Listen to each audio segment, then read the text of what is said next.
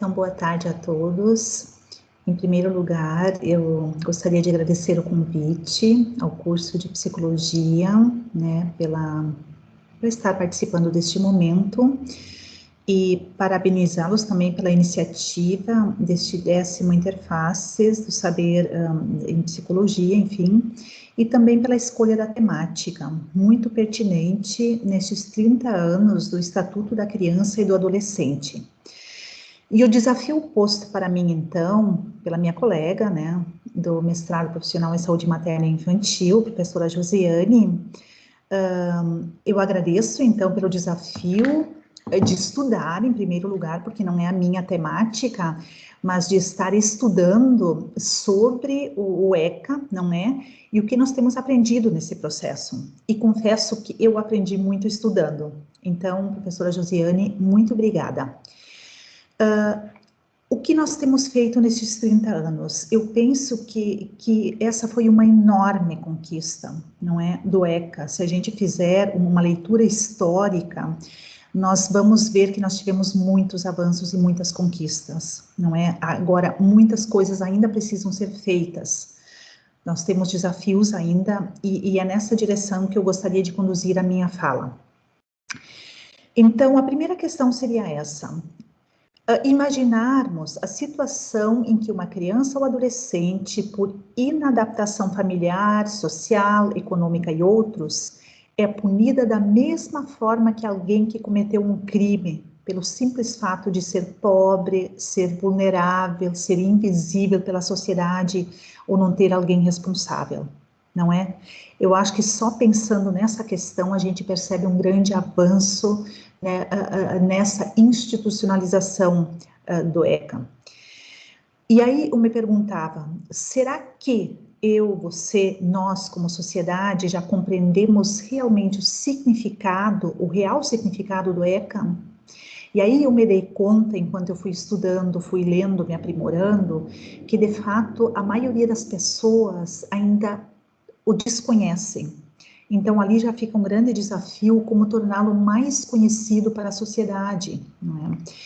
E aí eu diria que, falando um pouco então de avanços e aprendizados e depois também dos desafios, eu penso que é dever, aliás, nos diz o artigo 4º do ECA, que é dever da família, da comunidade, da sociedade em geral e do poder público assegurar com absoluta prioridade a efetivação dos direitos referentes à vida, à saúde, à alimentação, à educação, ao esporte, ao lazer, à profissionalização, à cultura, à dignidade, ao respeito, à liberdade, à convivência familiar e comunitária. Se tudo isso precisa ser garantido, né? E aí eu me perguntava, como é que todos esses direitos se dão e são assegurados agora face à pandemia da Covid-19? Quando a gente vê as nossas crianças isoladas, sem escola, geralmente em casas mais pobres, com muitos filhos, sem espaço, não é? Que oportunidades ou que espaços nós estamos oferecendo para essas crianças, principalmente nesse tempo de pandemia. E eu penso que agora essa chamada dos 30 anos nos convoca justamente para isso, não é? Olhar o que conquistamos, né? Mas o que precisa ser feito hoje, face à pandemia, né? E aí, a partir do ECA, crianças e adolescentes passaram a ser reconhecidas como sujeitos de direito e não mais como meros objetos de intervenção da família ou da sociedade. É muito profundo isso, e pensando também para nós, profissionais da educação, formadores de opinião, profissionais da saúde, enfim. Como é que nós lidamos hoje com essa criança? Será que a nossa intervenção já consegue ser mais dialógica, mais horizontalizada? Como é que se dá essa nossa intervenção, não é? Pensando especialmente na área da saúde, em relação ao cuidado. Essa criança ainda é para nós um objeto ou ela é sujeito, alguém que participa, que opina, não é? Eu penso que essas considerações são muito importantes. A responsabilidade em relação ao menor de 18 anos não é apenas da família, mas também do Estado e da sociedade, o que significa que todos, solidariamente, somos responsáveis pelo bem-estar dessa criança. Essa deve ser uma prioridade minha, tua, nossa, não é?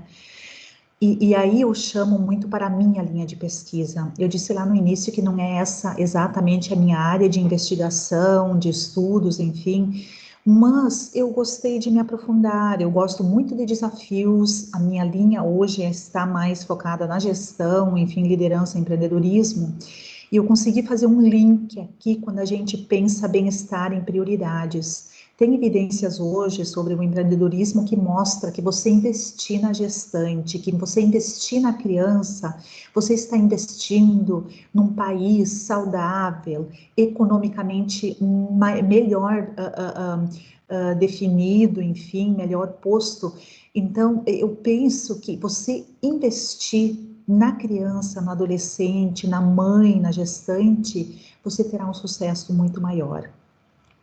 Essa perspectiva, ela possibilitou avanços como a proteção conferida pelos conselhos tutelares, que têm um papel importantíssimo em nossa sociedade, como órgãos de proteção dos direitos de crianças e adolescentes. Agora, para mim, a questão que fica aqui também, como é que se dá essa relação nos conselhos tutelares? Quem são estes profissionais? Como se trata, como se lida, que abordagens nós utilizamos? Será que efetivamente todos esses profissionais que hoje atuam nos conselhos tutelares já conseguem ter uma compreensão mais dialógica, enfim, mais horizontalizada? Então, o ECA, ele conferiu um papel fundamental também à justiça da infância e da juventude, que hoje tem esse papel importante de assegurar ou de fazer a fiscalização junto aos nossos órgãos ou administradores públicos, porque é um dever hoje, não é? Então, nós temos isso posto hoje, o ECA, como parte dos direitos humanos, né, garantidos a essa população infanto-juvenil, mas também enquanto justiça da infância e da juventude, não é? Essa fiscalização face ao Ministério Público, enfim, face aos administradores públicos. E aí eu diria que, pontuando aqui alguns avanços e conquistas que eu especialmente eu acho extremamente importantes e o que nós aprendemos com isso. Então, a primeira questão é a previsão do amplo acesso ao ensino fundamental. Nós precisamos reconhecer que nós evoluímos muito, a gente se dá conta dessa evolução. A criação do Plano Nacional de Educação, que particularmente eu considero um ponto relevante. Eu penso que todo exercício, todo movimento em torno de novas metodologias, novas abordagens de intervenção com essa criança, mas de modo geral, tanto no ensino, na pesquisa, enfim, na extensão, isso tudo vai fazendo um movimento mais dialógico, mais sistêmico. A redução das taxas de mortalidade materna, infantil, enfim, nós aqui, eu chamo a atenção, por que eu coloquei materna? Porque o nosso mestrado em saúde materna e infantil, ele trabalha esse binômio mãe-filho, eu não consigo, e assim, eu acho que nenhum professor consegue separar mãe, filho, criança, porque isso caminha muito próximo, né? E ali nós tivemos também a queda dessas taxas de mortalidade materna e infantil. A implantação de testes obrigatórios para os recém-nascidos, o nosso sistema de imunização infantil, que é considerado no mundo um dos sistemas mais organizados, mais amplos, enfim, e com isso posso dizer que nesses últimos 20 anos nós reduzimos mais de 70% da nossa mortalidade infantil. Aqui falando mais especificamente também no nosso programa Primeira Infância Melhor, não é, que eu considero uma grande conquista, pensando nessa defesa das crianças. E que aprendizados nós tivemos? Muitos. Eu penso que muitos, às vezes, a gente nem se dá conta. Profissionais e comunidades reconhecem a criança como sujeito de direitos. Embora a gente saiba que ainda temos casos ainda não resolvidos, mas nós temos um olhar diferenciado, mais ampliado em relação à criança e ao adolescente. o manejo dos direitos da criança no contexto da assistência em saúde, o que permitiu mudanças administrativas, técnicas e assistenciais nas relações de cuidado, nos diferentes níveis de complexidade. E aqui eu trouxe como exemplo, por exemplo, esse direito hoje garantido de acompanhamento da criança durante a hospitalização. Isso até há pouco não era um direito garantido, mas hoje a mãe pode ficar o tempo todo, pode ter o acompanhante, enfim. A redução do trabalho infantil, né, uma redução considerável, se olharmos para a nossa história. Mas o que é preciso aprender? Que a simples vigência do ECA não garantiu que todas as suas previsões fossem cumpridas.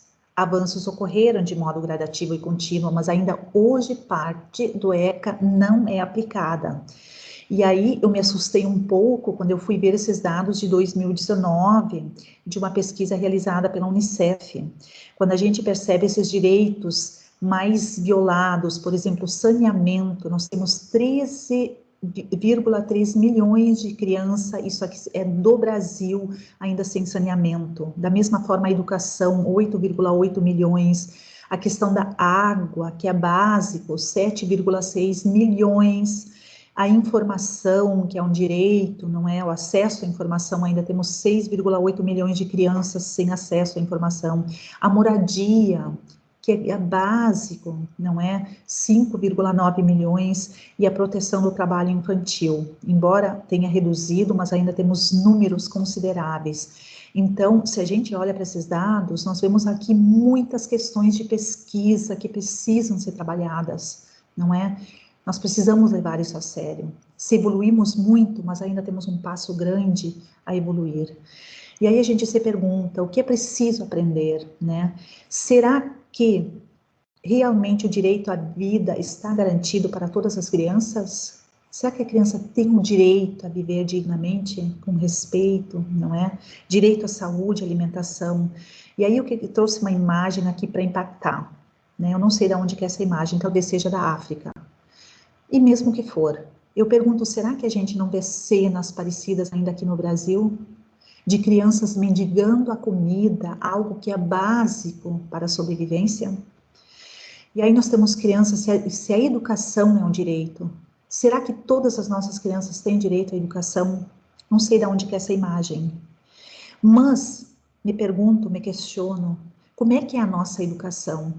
Né? Será que todos têm direito à educação de qualidade, de respeito, de dignidade? Né? Essas questões precisam passar pelas nossas discussões. O direito ao lazer. Vamos pensar agora nessa pandemia. O que as nossas crianças fazem nas casas, sem escola, sem clubes funcionando? Nós mal e mal temos espaços, pensando aqui em Santa Maria, o que as nossas crianças fazem no dia a dia? E vamos pensar nessas crianças mais pobres, que não é o caso aqui dos centros, onde realmente as famílias têm 2, 3 filhos, um filho, mas nessas realidades mais vulneráveis, nós temos famílias com 5, 6, 10 filhos. O que essas crianças fazem no dia a dia? E aí eu diria assim, o que é preciso aprender? Nós precisamos aprender mais, além do que já aprendemos, a dialogar mais, a promover essa interlocução maior com todos os setores, não é? Entre disciplinas, entre cursos, entre setores, entre campos, entre espaços, nós precisamos conversar mais. De fato, ver o que acontece e como potencializar aquilo que já está dando certo, não é? Talvez a iniciativa de um seja do outro e como potencializar isso, né? E uma outra questão para mim é de que forma eu olho para essa criança hoje. Encontrei essa imagem que eu achei lindíssima, por sinal. Aqui a mãe se colocou num nível inferior à criança e olhando para a criança, né? Empoderando essa criança. Então eu me perguntava, como é hoje o meu olhar para essa criança, né? Se a gente olhar para a nossa história, talvez a gente tenha uma história um tanto reprimida, tanto de família, de educação, enfim, na saúde e tal, mas e o meu fazer hoje, o meu pensar e o meu fazer em relação a essa criança, em relação a esse adolescente?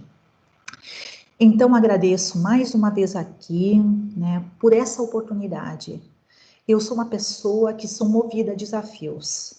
Cada desafio me faz crescer e eu posso dizer, professora Josiane, mais uma vez obrigada, porque esse desafio de olhar para essa temática me fez crescer, me fez ser diferente, me fez valorizar ainda mais as nossas crianças e contribuir ainda de forma mais efetiva, né, com esse desenvolvimento do nosso país, enfim, como um todo. Muito obrigada.